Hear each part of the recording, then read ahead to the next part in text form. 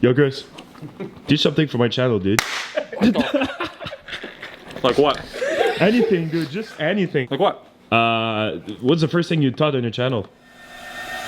Yeah, no, I'm sturdy like a Millie Rocket. Skin clear, still look young, Andy Miller knockers. Money in my pocket. Don't call me a money pocket. Engine get to rocket. It sound like a thunder rocket. Yeah, I still love my baby even when it's toxic. Crazy like she Britney, but no, she don't shade the knock. No, Russell Wilson way I get low and stay in the pocket. I get paid and do my dance like a touchdown. Yeah. All right. Look, He's totally just flopped over, broken his hand, throw the garbage. Let's go. Let's do it. All right, so as per requested, I'm gonna teach Cyclone. Actually, one of the first videos that blew up on my channel, which is pretty cool. This is the tutorial that made me famous. That's a good title. Wow. Right? Yeah. What's better though? Catch a card on your finger in midair.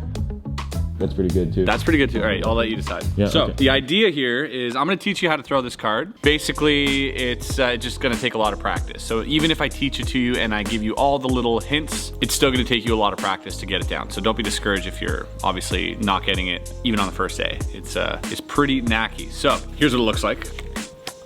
So the idea is you're gonna hold it in, I like to call this the King Kong grip, or the Harambe.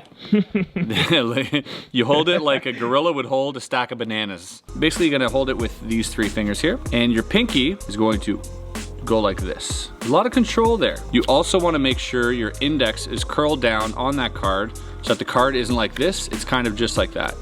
Because all you really wanna do is give it enough room here for this finger to come in between. Now I'm anchored on these two, and this one is creating a bevel, right? You see that? Mm-hmm. This is going to let go, and these two are going to, like this, and all together does that, right? When you do it with this hand, the dominant hand, for a long enough time. No, keep going. Oh my God. So annoying. Yeah, just Just pretend I'm not here. Pretend I'm not here. The more you do it, the more strength you're going to build up here, and the more resistance you're going to be able to build up between these points here. That resistance is gonna get very strong, so strong that the cards will even start to bend. That's how strong you'll be.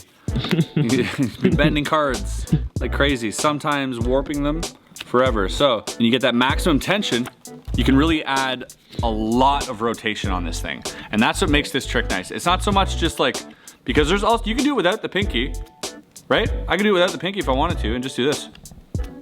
Right? That's cool, it's cute. And that's kind of what it's gonna look like at first for you. But when you master this thing down, you're going to build up enough resistance on this thing to add so much more rotation, maybe twice as much rotation, and that's going to allow it to sort of float. And when you get really, really good at it, you're gonna be able to control where that floats to. So whether that's, you know, in your hand, if I don't even move my hand, ooh, let's try.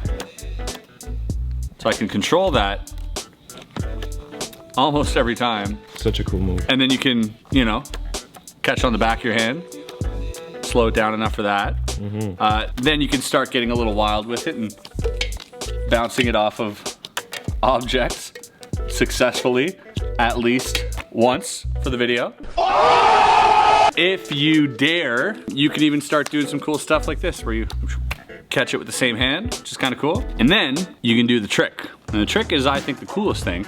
And I've not seen this done by anyone else ever, because I think it's super risky. It's a high risk maneuver.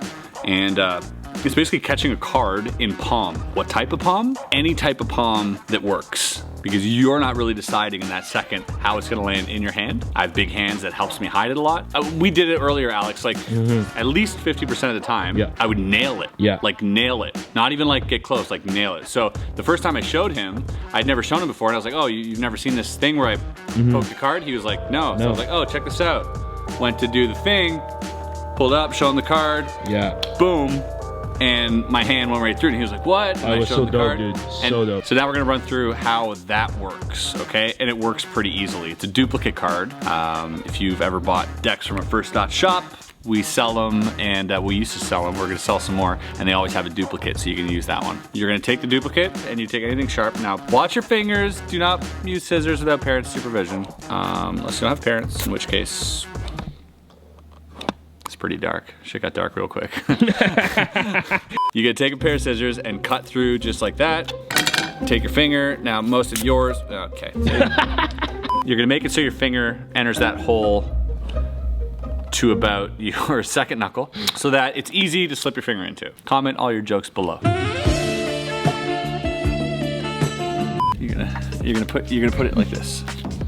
Just like that, resting in your back. So that when you show the duplicate, let's say this was the duplicate, it isn't obviously. I'm gonna go here. As I get ready to do this, the only thing I'm doing here is going like this. That's it, just putting it on my finger. Doesn't matter how it goes on, because how you catch it is going to be like this, away from the card, right? So you're covering that up. Ideally, you would catch it in cup, you would catch it in lateral palm, you would catch it in palm, and you wouldn't catch it like this. Ideally. This is the circumstance that isn't so much fun. So I always, once you master this, I always aim a little bit further for the card. So for instance, if I'm here, I'll go like this. So now I feel like I've spotted it there. So instinctively my hand turned like this. Yeah. You know, to hide that a little bit. Looked great, dude. So we're gonna try again? Yeah. Now look how I've caught it. Wow. Right? So you're gonna catch it in all sorts of weird ways, but you can adjust. See there, I just missed it. That's one of those times that just sucks. But if you get it, that was a perfect gambler's palm, dude. Right? That's what I'm going for. So you're catching it in all sorts of different ways. It's gonna be awkward, as you can see, but as long as you catch it on this side of your hand and not this side, then you're good. That's all you need to worry about is like right there, right?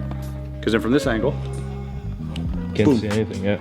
And all the move is here is pulling that off your finger, ditching that in your back pocket, coming around and showing that. I was so surprised when you showed me this earlier. I was like, what the heck? Like, I was not expecting that at all, especially for magician. Yeah, you know? and I hadn't done it in a while, so I was glad I nailed it on the first try. Oh, dude, it was insane, dude. But that's the idea with this. And sometimes, you know what, you just gotta be ballsy. You just gotta get out there and commit to the bit. And if you know what, if it doesn't go your way, if this happens and you're like, bam, and you can be like, oh, here's your card. And then you can be like, I don't know what that guy must have, whatever, I don't know. Think of something. You just start there.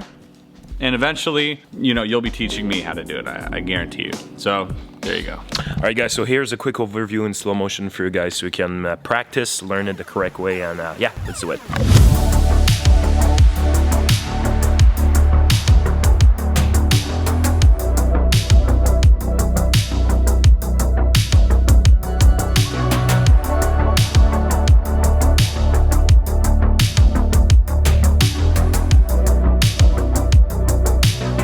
So that was Cyclone. Thanks, buddy, man. Yep. All right, guys. Cool, man. Like, subscribe, and thank you. Peace.